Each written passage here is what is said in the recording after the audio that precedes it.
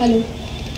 महाराष्ट्राचे आराध्य दैवत छत्रपती शिवराय, राज्यघटनेचे शिल्पकार डॉक्टर बाबासाहेब आंबेडकर, स्त्री शिक्षणाच्या पुरस्कर्त्या सावित्रीबाई फुले, हिंदू हृदय सम्राट श्रीमान बाळासाहेब ठाकरे, धर्मवीर आनंदी साहेब, महाराष्ट्राचे लाडके मुख्यमंत्री एकनाथ शिंदे साहेब, आम्हा सर्व युवा सैनिकांचे प्रेरणेस्थान डॉक्टर श्रीकांत शिंदे साहेब, आज वेळात वेळ काढून आपल्या या मेळाव्याला उपस्थित झाले असे आपले जळगाव जिल्ह्याचे पालकमंत्री, पाणी पुरवठा मंत्री गुलाबरावजी पाटील साहेब, ज्यांना मी लाडाने बाबा म्हणते, संजयजी पवार साहेब, आणि येणाऱ्या काळात पाचोरा भडगाव मतदारसंघामध्ये हॅट्रिक करून जे इतिहास घडवणार आहेत असे आपल्या सर्वांचे लाडके कार्यसम्राट किशोरप्पा पाटील साहेब,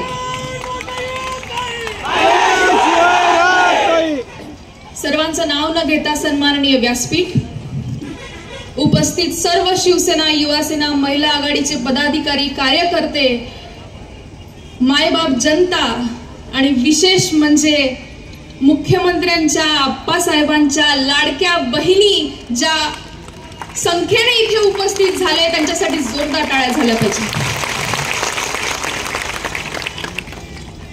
आप्पासाहेबांनी काय विकास केलाय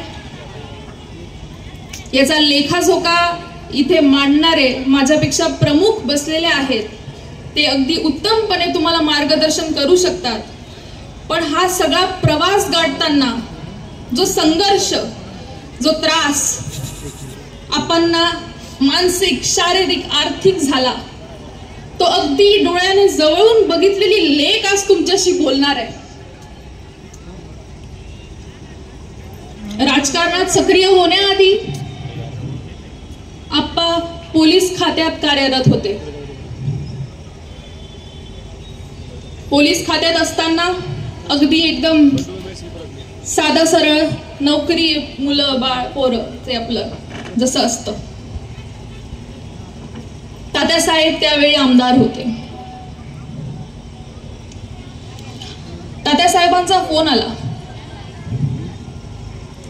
की खालची सगळी फळी तुला सांभाळावी लागेल, तू राजीनामा देतो की मी देऊ. आपला बाप समान काकाचा शब्द आप्पासाहेब टाळू शकले नाही.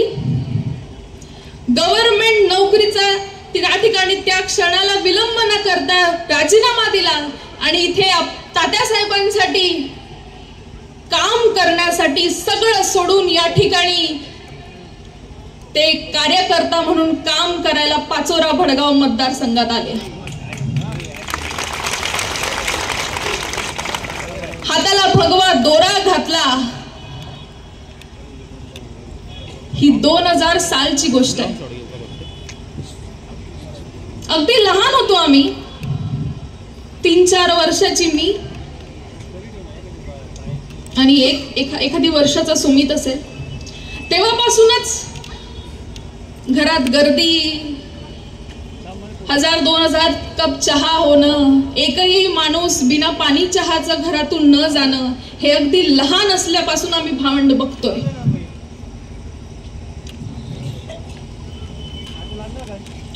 हे सगळं चालू असताना, इतकं प्रामाणिक काम करत असताना,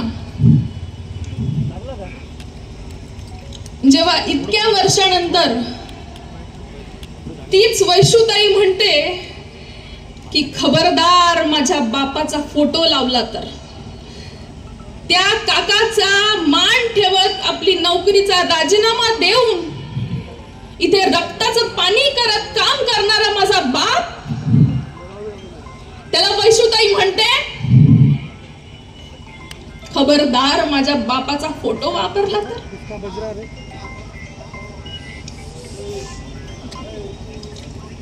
त्या वेळेला माझा भोळा बाप म्हणतो पत्रकार परिषद, लहान आहे ती, अजून तिला कळत नाही. तिला सांगणारे कोणी असतील, ती लहान आहे, तिला कळत नाही.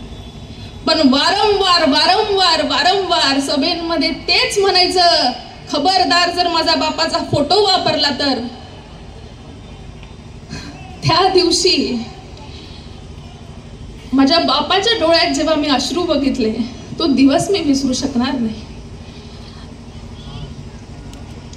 त्या दिवशी आप्पांनी निश्चय केला,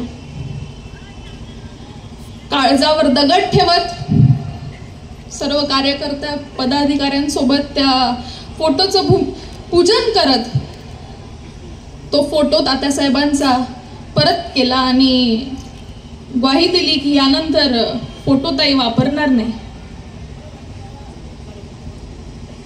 गद्दार गद्दार गद्दार, बस तेवढी एकच लाईन पाटे, बाकी तर आम्ही सगळं वाचूनच बोलतो.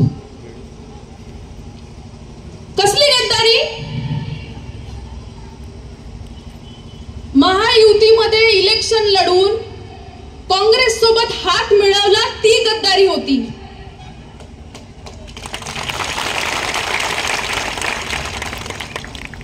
रक्ताच्या नात्याला कलंक लावून तुम्ही विरोधात उभे राहिले, ती गद्दारी होती.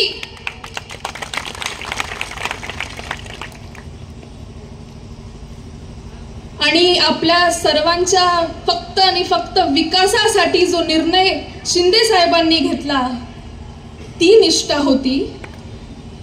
आप्पासाहेबांनी फक्त आणि फक्त तुमच्या सर्वांचा विचार करून विकास आणि विकासच व्हावा हा विचार करून घेतलेला निर्णय निष्ठा होती.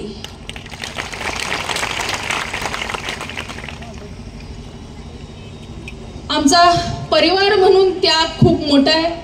आमच्या वाटेची वेळ तुम्हा सर्वांना भेटलेली आहे. खूप वाईट वाटायचं, लहान होतो तेव्हा कळायचं नाही की असं काय करत असेल आपला बाप, की आपल्याला वेळ देऊ शकत नाही, असं काय करत असेल. पण आज मला वाटतं की आम्हाला परिवार म्हणून माझ्या आईला, जिने सगळा त्याग केलाय, माझ्या भावाला, मला, आमच्या आजीला, बहुतेक आज उत्तर भेटलं असेल की हे करत होता माझा बाप, ही जनता कमवत होता माझा बाप, या जनतेचं प्रेम कमवत होता माझा बाप. ठिकठिकाणी आता सभा होतात, मीटिंग्स होतात, तेव्हा बऱ्याच बहिणींना मी जेव्हा बोलताना ऐकते की आप्पा, एक बहीण गेली तर काय जाय, या लाखो बहिणी तुम्हाला पाठ मागे उभ्याच आहेत. ते खरंच आहे आणि ते डोळ्याला मला या ठिकाणी दिसतंय. तर आज खरंच तुम्हा माता भगिनींना इथे बघून मला फार भरून आलंय. आप्पासाहेबांमागे तुम्ही इतक्या भक्कमपणे उभ्या आहात. रक्ताच्या नात्यापेक्षा मानलेली नाते इतकी श्रेष्ठ असतात, हे आज तुम्ही सर्वांनी दाखवून दिलेलं आहे. तुम्हा सर्वांचे मी त्यासाठी मनापासून आभार मानते. खूप काम या मतदारसंघासाठी आप्पासाहेबांनी केलेलं आहे. आपल्याला ऐकायला आकडा फार सोपा वाटतो. 3000 कोटींचे कामं आप्पासाहेबांनी केले, सहजच आपण म्हणून जातो. पण ते 3000 कोटी आणायला काय धडपड त्या माणसाची असेल हे आपल्याला कुठेतरी कळत नाही, आपण समजून घेत नाही. मी सासरून जेव्हाही माहेरी येते, 2-4 दिवस 10 दिवस जे काही येत असेल, तेव्हा रात्री त्यांना बघून तेव्हा जेव्हा झोपत असतात खूप कीव येते मला. आणि एक पण रात्र मी अशी जाऊ देत नाही की मी त्यांचे पाय दाबत नाही.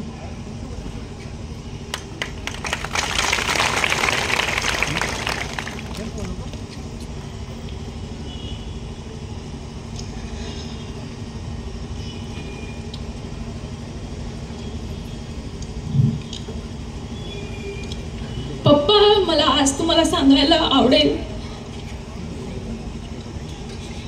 की आम्हाला सर्वांना तुमचा सार्थ अभिमान आहे.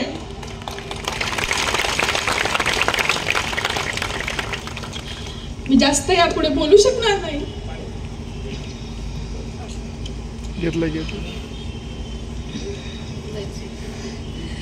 तुम्हाला सर्वांना शेवटी एवढंच सांगेल, एवढा धडपड करणारा नेता आपल्याला परत भेटणार नाही, तर याची फक्त आपल्याला जाणीव ठेवायची आहे. आश्वासन देणारे, तुम्हाला काहीतरी आम्ही हे करू आम्ही ते करू येणाऱ्या काळात असे सांगणारे भरपूर भेटतील, पण मी काय केलं हे तुम्हाला सर्वांना जमून या ठिकाणी लेखाजोखा देणारा आमदार या महाराष्ट्रात कुठे भेटणार नाही. तर आज तुम्हाला सर्वांना हात जोडून मी एवढीच विनंती करेल की आप्पासाहेबांनी केलेल्या कामांची 10 वर्षात या मतदारसंघाचा जो कायापालट केलाय याची आपल्याला जाणीव ठेवायची.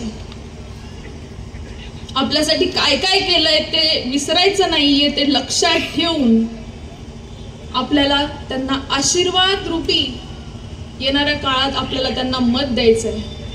तुमच्या सर्वांचा आशीर्वाद त्यांच्या पाठीमागे असू द्या अशी कळकळीची विनंती करते. ही माझी लेक म्हणून बापासाठीची लढाई आहे. त्याच्यामुळे एवढंच सांगेल शेवटी, श्रमलेल्या बापासाठी लेक नारळाचं पाणी आणि लढणाऱ्या लेकीसाठी बाप बुलंद कहाणी. तुम्हा सर्वांचे इथे जमले म्हणून आभार मानते, इथेच थांबते. धन्यवाद. जय हिंद, जय महाराष्ट्र. अतिशय भावनाशील असं वातावरण या ठिकाणी निर्माण झालेलं होतं. बाप काय असतो हे खरं तर मुलीच्या नजरेतूनच पाहायचं असतं आणि आपण ते बघितलं. आता यावेळेस ताईला बोलता येत नव्हतं. घटक पक्षाचे PRP पक्षाचे जिल्हाध्यक्ष माननीय राजूभाई मोरे उपस्थित झालेले आहेत. या ठिकाणी